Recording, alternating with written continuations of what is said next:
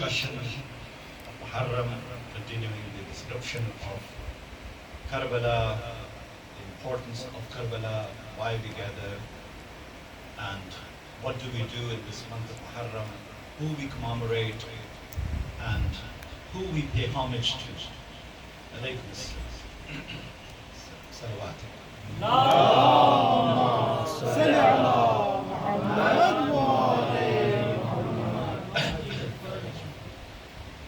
This is the old age tradition that we must pay attention and we must pay homage each Muharram to those who sacrifice themselves, their children, their family members, their friends, their all companions, all of that once in a year. And this is a time immemorial discussion.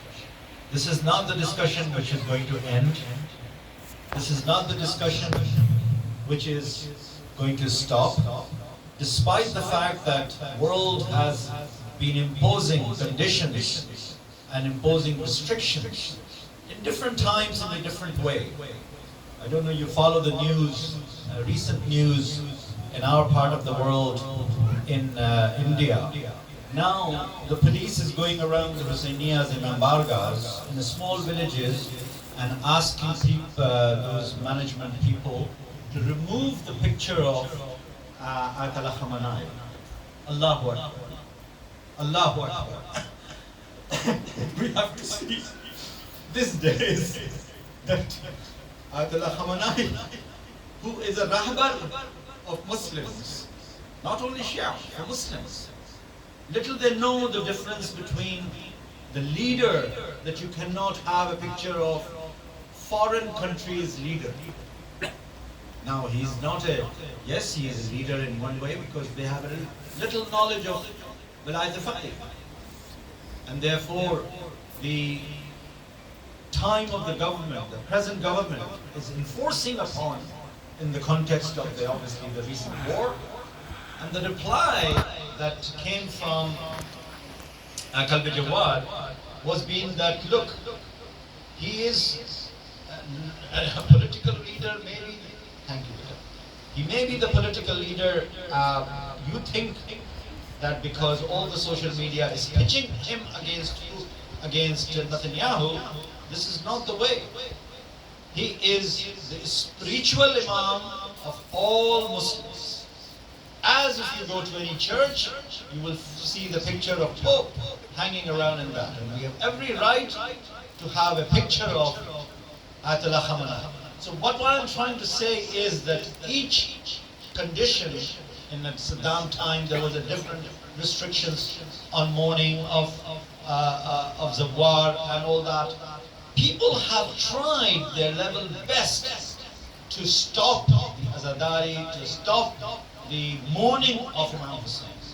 But because it is a decree from Allah subhanahu wa ta'ala, incident happened when Bibi Zainab salamullah alayh, after the post-Karbala, were in the prison of Yazid, lying, crying and very disheartened one night, and slept, and complaining to Allah subhanahu wa ta'ala that who will cry on my brother? Look how he has been slaughtered, how he has been killed in this place of Karbala, and will anybody remember my brother? Will anybody remember Hussein, his children and everybody?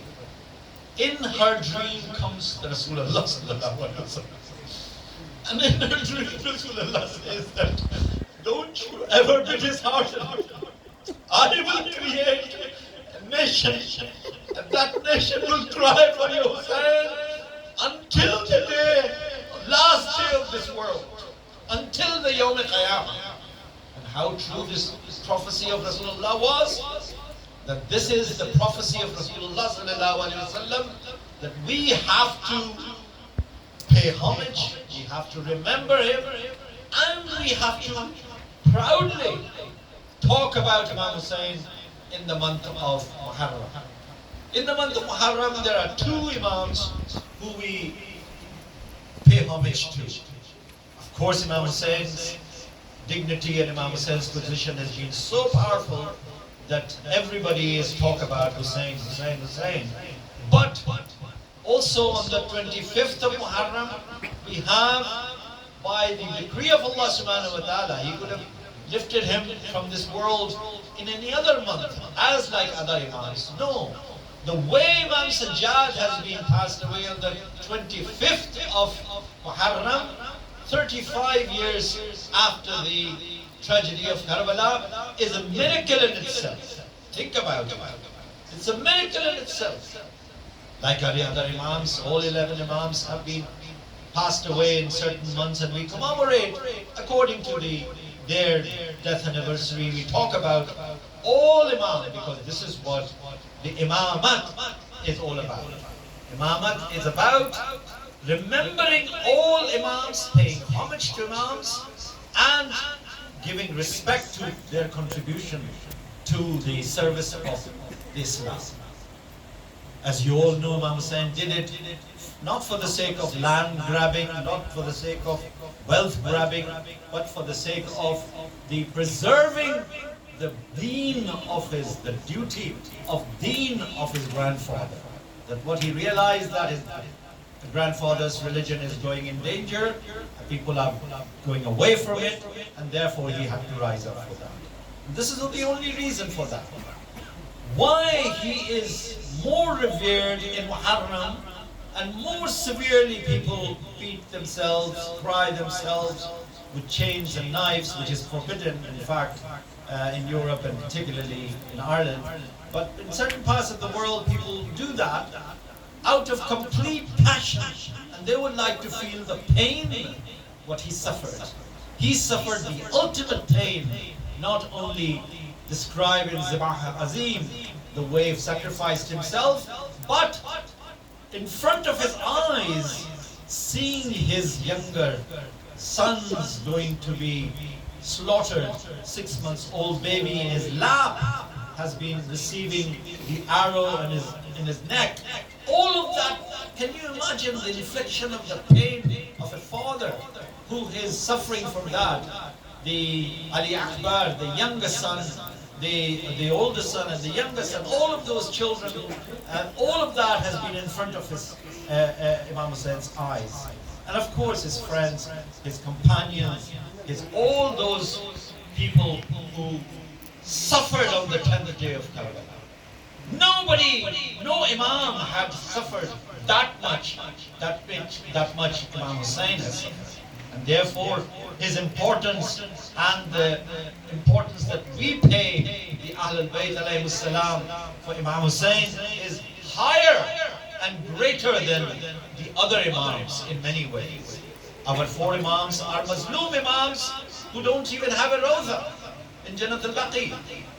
Imam Sajjad, Imam Jafar Sadiq alayhi salam, Imam Hassan, Imam Baqir. 4 Imams don't even have a Rawza. But Imam Hussein's Rawza is the center of focus right now. Millions are moving towards Imam Hussain right now, and everybody wants to be on the day of Ashura, the Zari of Imam Hussain. And then of course that continues to the Arba'in tradition.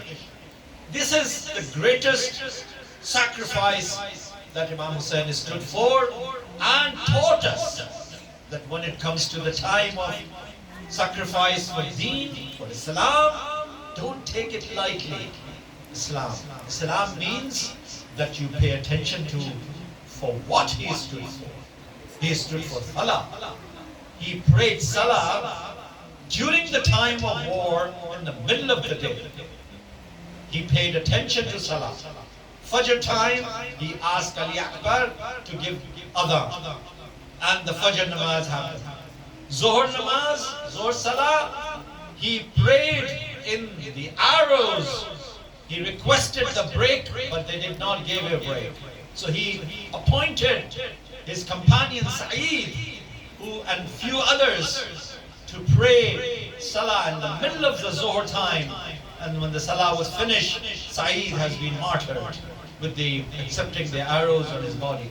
So this is the way Imam Hussain taught us. At Asr time, when he comes from horse to from the horse to on the ground, his head was on the ground, as if he's praying the Asr Salah. So this is the way Imam Hussein has actually paid attention. So do not skip namaz. Do not skip Salah.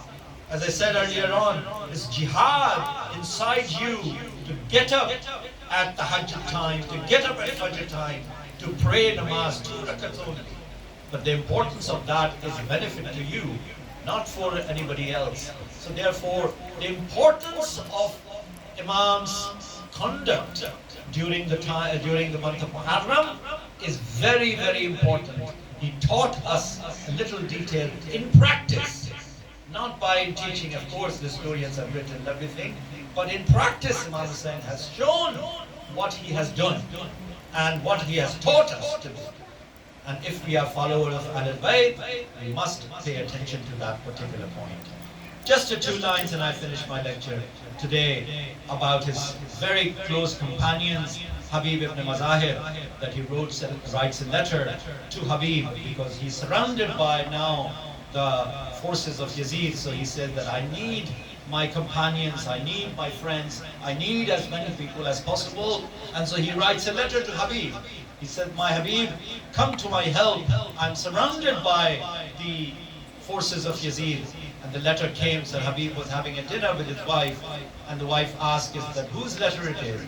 And he says that my friend Hussein, the grandson of Rasulullah, is calling me, and I'm thinking about, shall I go or shall I not go?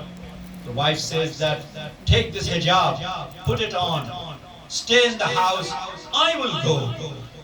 You know, the son of Fatima al-Zahra is calling you, and you are thinking about me?